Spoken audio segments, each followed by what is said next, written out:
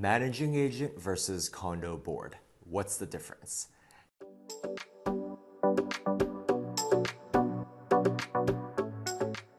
Hey folks, my name is Chris at Hauseit. Today we're going to talk about this important distinction between the two. These are two very important parties within a condo or co-op building. So many first-time buyers in Miami or New York, they often ask us, I keep hearing these terms, what's the difference? The condo board, pretty self-explanatory. Most folks will get it. They'll say, listen, this is a volunteer board of people from, owners within the building who volunteer their time to be on the board to make decisions on behalf of the condo association. But what is this managing agent, or sometimes you hear the term building management company or building manager? Like what does that mean exactly?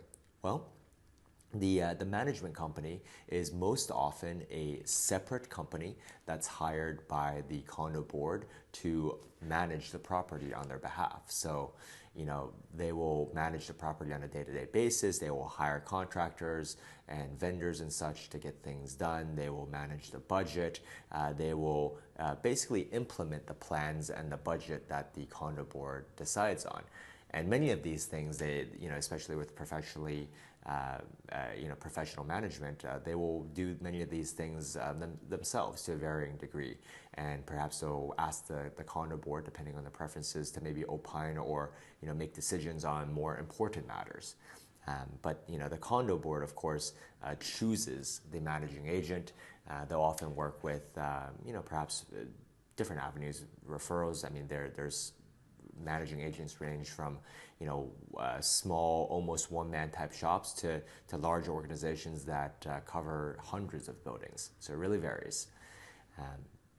Of course, as one last point we'll mention, there are some smaller buildings, and you'll see this more often in cities like New York. Perhaps it's a former brownstone that's been subdivided into 4 co-ops or condos or whatnot, and some of these smaller buildings, you might occasionally see them be self-managed. So in that case, instead of hiring a third-party building manager or managing agent, and of course paying monthly fees for that service, they do it themselves.